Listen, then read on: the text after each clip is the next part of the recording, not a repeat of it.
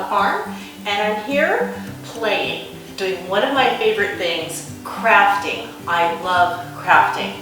And setting up a 60-acre farm from raw land to where our families are all living has been a lot of work and has taken away a lot of my crafting time.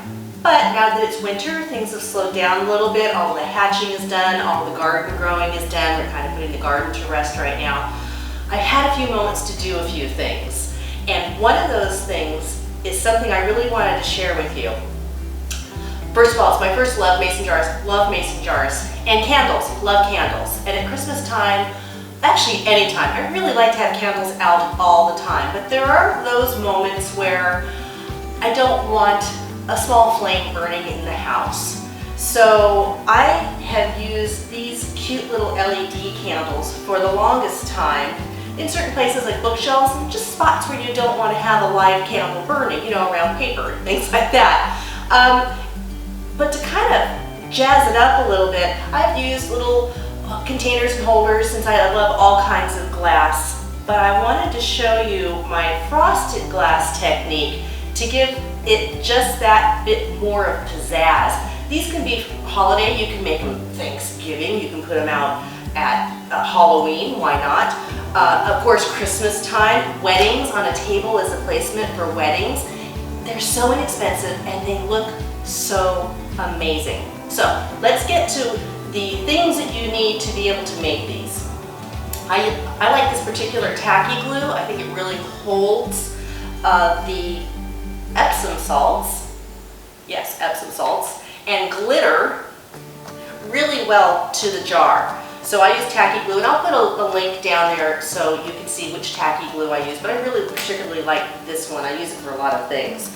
Again, as I mentioned, Epsom salts, very inexpensive, and glitter. Now you can use any color you want. I kind of like my stuff a little more on the plain side. I have a rustic decor, so I don't get overly colorful, but you know there's all kinds of glitter. Use whatever color you love. So glitter. And then the fun part is you can leave your jars plain, or you can snazz them up with all kinds of things. Now again, just to refresh anybody who doesn't know, I used mason jars. I used some of the smaller mason jars, you know, the little jelly jars. This little puppy was a yogurt jar. I've saved those because I just can't get rid of glass. I have a problem. So isn't this cute? You have yogurt in it. All kinds of stuff. So use whatever kind of jars that you like. And then, you know, my favorite garden twine, I use that for the little decoration on the little mason jelly jar. This particular one has some little holly leaves that I had found, little picks, and then some cute little pine cones. And I just sort of put those together and put them on here with the garden twine. Super duper easy. Any kind of ribbons that you like. I found these. I thought these were great. Why not take your jar, keep your mason jar lid on it, not enclosed obviously, but just the rim. Look, I'm done. It's on and I'm finished. That is so simple. Well, it was earlier. It's a little harder now. But you see what I mean? That's so easy to do. I did that with this one too.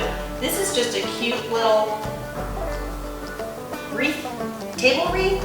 I'm not quite sure. I saw it in the store and I just thought, well, this would be perfect. It'll fit right on top of the jar. And look, it does. Done. Because I like to switch things out. My house for the longest time, the decor was green and brown. Now that we've got the farmhouse, I've decided to go with grays, navies, white, things like that. This one's for the farmhouse. I'm going to show you something. In case I change my mind, because I do that a lot, I can just take it all out. I didn't even glue it. I just wrapped the back so that it would hold the jar. That way, if I change my mind in the future, I can pull out whatever silk item I have in here and change a color if I want to.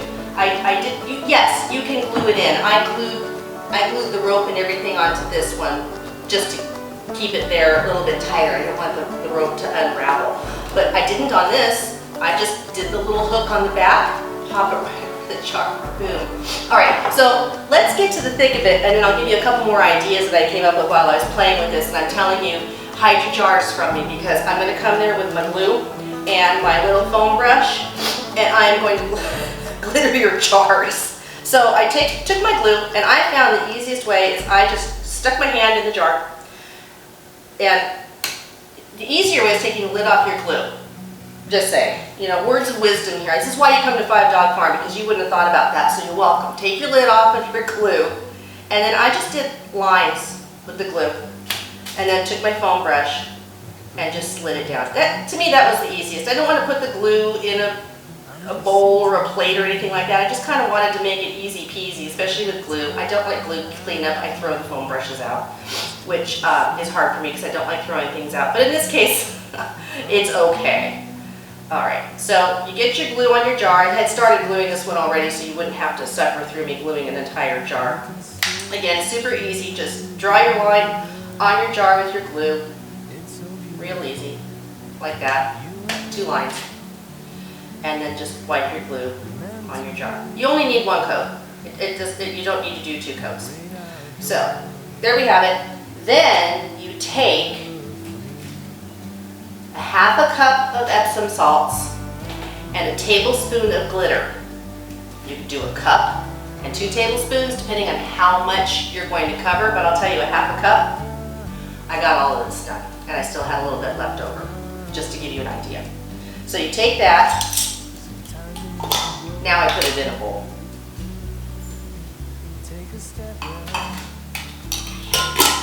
Pop your new glitter dust in a bowl. I grab a spoon. Again, I put my hand in here, put parchment paper on a cookie sheet. That way you can recover any of your winter sparkle that you made and put it back in your jar for use again. And then there you go, guys, this is it. You have a good time. Just, in fact, you can do it over your bowl, recapture it into your bowl if you want, maybe a bigger bowl if you want. You know, make up your rules, whatever works for you. And that's it. You just kind of sprinkle this over until you get a really good covering on it. I do it a couple of times around just to make sure. And then I like to, once I'm done doing this, and I really enjoy doing this. Oh, and then to turn it, you don't even have to touch anything. You just turn the top, put your finger here on the bottom because you're not going to have any glitter on the very bottom of your jars. And then you just turn it. And it's super duper simple. Like I said, this could not be easier. It's great for any occasion at all. I will probably leave these up all winter long because I just think they're beautiful. So that's it. It's almost sad, it's so simple. And then like I said, you can just take your parchment paper and recover your beautiful snowy glitter. And there you go. You just put it back in your jar for another time. Now, let this dry. You don't have to do this step. I do because I want to reuse my jars and I'm not a real good packer. And this can scrape off. So what I did is I took some high gloss clear spray and I just sprayed, went outside, gave the jar a good spray, and it doesn't deter at all from the sparkle whatsoever, and it keeps it on. You don't hear a whole lot dropping to the cookie sheet. This is probably a little bit easier to scratch, and after all your hard work, you don't want to do that. So you can give it 2 coats of a light high gloss spray. Then you have your fun with your picks and your colors and whatever you want to do.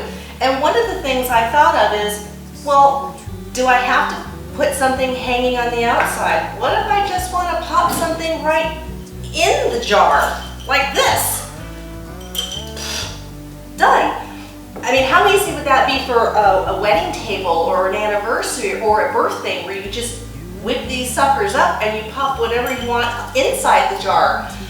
The sky is the limit. This is what's so fun about crafting. You just use your imagination and you have a good time.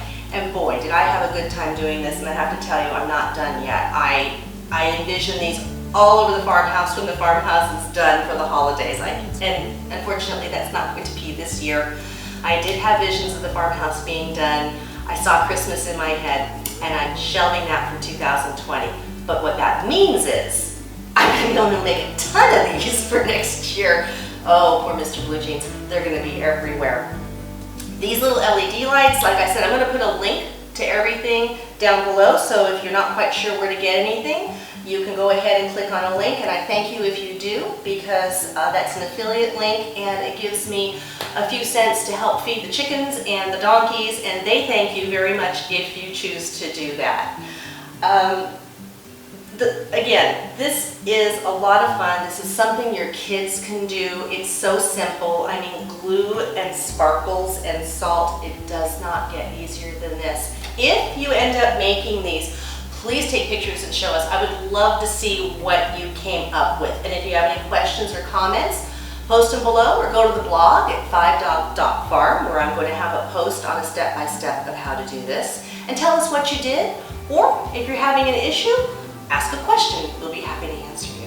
So thanks again for tuning in. I hope you have as much fun as I did with this craft. This is Nikki D from 5Dog Farm.